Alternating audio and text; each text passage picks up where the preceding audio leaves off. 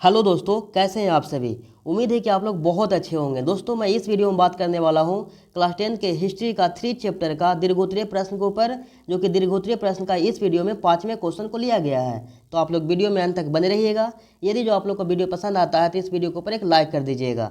चलिए देखते हैं क्वेश्चन को। दोस्तों, क्वेश्चन है कि हिंद चीन में राष्ट्रवाद के विकास का वर्णन करें। दोस्तों, जैसे कि आपको पता है कि हिंद चीन को पर फ्रांस का कब्जा था। फ्रांस है जो पूरे हिंद चीन को गुलाम बनाए हुए थे, है ना। तो आपको ये बताना है कि हिंद चीन में जो रहने वाले लोग थे उनके अंदर राष्ट्रवाद का विकास कैसे होता है, कैसे हुआ। राष्ट्रवाद कहने का मतलब हुआ देश के प्रति प्रेम यानी लगाव। तो आपको यही बताना है कि उनके अंदर राष्ट्रवाद की भावना कैसे उत्पन्न होता है, यही आपको लिखना है। देखिएगा, लिखा गया कि हिंद चीन में राष्ट्रवादी भावनाओं के कारण फ्रांसीसियों को शुरू से ही समय समय पर विद्रोह का सामना करना पड़ रहा था। दोस्तों, जो फ्रांसीसी थे उनको शुरू से ही समय समय पे विद्रोह का सामना करना पड़ रहा था, है ना, हिंद चीन में रहने वाले लोगों के द्वारा। आगे लिखा गया है 20वीं शताब्दी के प्रारंभ तक और भी अधिक हो गया। ये जो 20वीं शताब्दी है उनको शुरू में क्या होता है, इनका विद्रोह और बढ़ जाता है। लिखा गया है कि फान वोई चाओ ने the history of loss of Vietnam नामक पुस्तक लिखकर लोगों में राष्ट्रवाद की भावना को और भी अधिक बढ़ा दिया।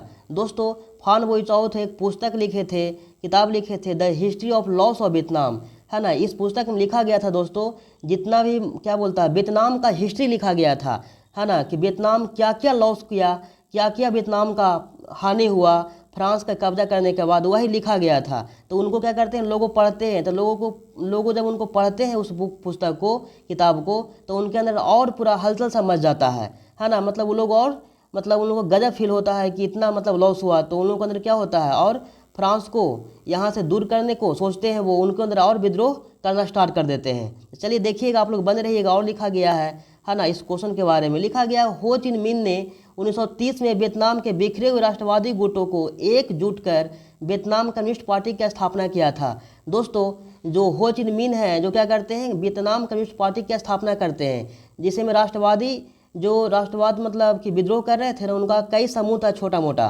तो उन समूहों को एक करके एक पार्टी का निर्माण किया गया था। पार्टी का नाम क्या था, वियतनाम कम्युनिस्ट पार्टी। वो कब किया गया था, 1930 में। तो ये सब क्वेश्चन को ध्यान रखिएगा, ऑब्जेक्टिव में आपसे पूछ लिया जा सकता है। देखिएगा, लिखा गया, यह पार्टी लोगों में राष्ट्रवाद के विकास में महत्वपूर्ण भूमिका निभाया, है ना। इनका इस पार्टी का क्या है, लोगों में राष्ट्रवाद को विकास करने का इनका बहुत महत्वपूर्ण भूमिका है ये इस पार्टी का।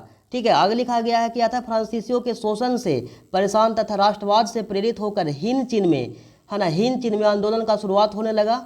और 1930 के दशक की विश्वव्यापी मंदी ने भी राष्ट्रवाद के विकास में योगदान दिया, क्योंकि हिंद चीन में बेरोजगारी बढ़ती जा रही थी, है ना। इसी स्थिति से परेशान किसान भी साम्यवाद को अपना रहे थे और साम्यवादी आंदोलन को और तेजी से बढ़ता जा रहा था। जो साम्यवादी आंदोलन क्या होता है, तेजी से बढ़ता जा रहा था। तो दोस्तों, इसी तरह से आंदोलन होते होते पूरा अधिक हो गया, है ना। तो लोग क्या होते हैं, लोग के अंदर राष्ट्रवाद का भावना जग जाता है, वो लोग जागरूक हो जाते हैं, तो आंदोलन करना स्टार्ट कर देते हैं। तो बहुत ज़्यादा आंदोलन होते होते क्या होता है, इसी तरह से जो वियतनाम है जो है ना आज़ाद हो जाता है। तो दोस्तों, इसी तरह से उनके अंदर रहने वाले लोगों के अंदर, हिंद चीन के अंदर क्या होता है, रहने वाले लोगों के अंदर राष्ट्रवाद का विकास होता है। तो दोस्तों, उम्मीद है कि आप इस क्वेश्चन को समझ पाए होंगे। तो चलिए आज के लिए यहीं तक, फिर आपसे बातें करते हैं किसी अगले वीडियो में। तब तक के लिए जय हिंद।